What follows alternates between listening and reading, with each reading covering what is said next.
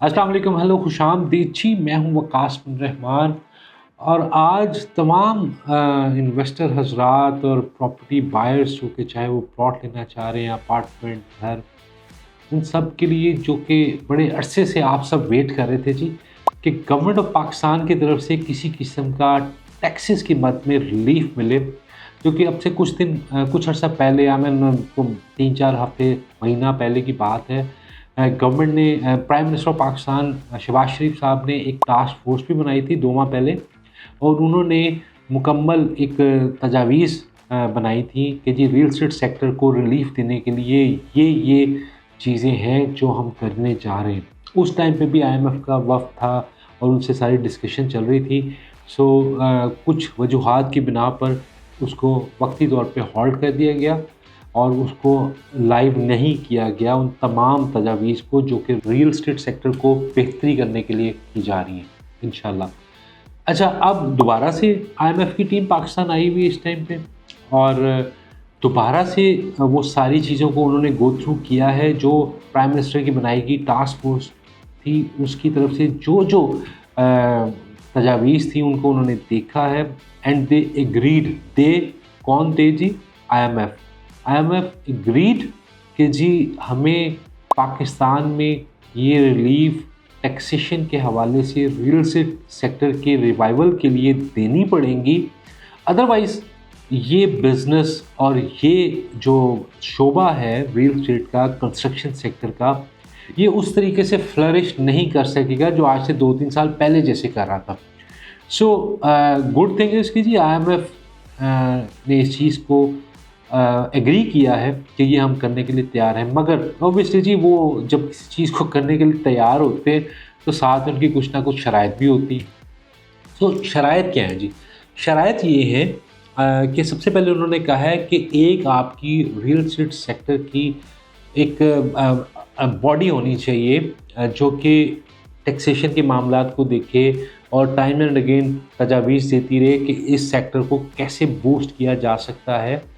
सो पहले भी थी वो अथॉरिटी, वो बॉडी का क़याम रियल एस्टेट सेक्टर की, वो पहले भी था। 2013 में इसहाक डार साहब ने वो अथॉरिटी बनाई थी, मगर वो उस तरीके से वर्किंग नहीं कर सकी। इमरान खान के टाइम पे भी वो दोबारा फाल की गई 2018 में, पीटीआई की जब गवर्नमेंट आई थी, लेकिन उस तरीके से वो अथॉरिटी ने, वो उस बॉडी ने रियल एस्टेट सेक्टर की वो काम नहीं किया। एनी हाउ जी, आईएमएफ ने अब कहा है कि जी आपने रियल एस्टेट सेक्टर की बेहतरी के लिए वो जो बॉडी है उसको ज़रूर आपने फ़ाल करना है और उसको प्रैक्टिकली बेहतरी के लिए इस्तेमाल करना है। अच्छा जी, अब इसमें प्राइम मिनिस्टर ऑफ पाकिस्तान ने finance minister plus Ahad Cheema साहब को ये ड्यूटी दे दी है कि वो जल्द अज जल्द सारी तजावीज़ को कोलैबोरेट कर लें आपस में तमाम स्टेक होल्डर से और उसको प्रैक्टिकली इम्प्लीमेंट करना शुरू कर दें। ये ऐसा नहीं होगा कि एक बहुत ज़्यादा रिलीफ एकदम से आ जाएगा, ये रिलीफ कंटिन्यू रहेगा, थोड़ा थोड़ा थोड़ा। अभी फौरी तौर पे क्या होने जा रहा है जी, जो कि मोस्ट प्रोबेबली आने वाले कुछ दिनों में आपको इंशाल्लाह ताला इसकी न्यूज़ मिलने वाली है, वो ये है कि जी आपका एफईडी जो है, फेडरल एक्साइज ड्यूटी टैक्स, वो काफ़ी कम होने जा रहा है। मैं आपको एग्जैक्ट फिगर नहीं दे सकता कि इतना होने जा रहा है, मगर अंदर की खबर यही है कि वो काफ़ी कम होने जा रहा है, जिससे एक बड़ा रिलीफ मिलेगा। और दूसरा मेजर टैक्स 7C, उसको ऑलमोस्ट ख़त्म ही करने जा रहे हैं इंशाल्लाह। सो उसमें बहुत ज़्यादा रिलीफ है प्रॉपर्टी बाइंग और सेलिंग के टाइम पे, बायर और सेलर दोनों को ऑफ कोर्स ही। अच्छा, नंबर 2 ये है कि जो पहला घर अपना कोई बनाता है तो उसकी ट्रांसफ़र पे भी उसको कोई टैक्स नहीं पे करना पड़ेगा। ये एक बहुत बड़ा रिलीफ होने जा रहा है इंशाल्लाह। नंबर 3, अप टू 50 मिलियन की प्रॉपर्टी कोई भी बाय करेगा 5 करोड़ रुपए तक की, तो उससे उसके पैसों का हिसाब किताब नहीं दिया जाएगा। I mean up to 50 million एक एमनेस्टी स्कीम है जी, कि आप अपनी वाइट मनी हो या दूसरी ब्लैक मनी हो, तो वो एमनेस्टी स्कीम का पार्ट बनते हुए आप उसको रेगुलर कर सकते हैं, वाइट मनी में कन्वर्ट कर सकते हैं अप टू 50 मिलियन, 5 करोड़ तक की। सो ये पहले स्टेप के तौर पे ये 3 चीज़ें होने जा रही हैं। नंबर 1, एफईडी बहुत ज़्यादा कम होने वाला है।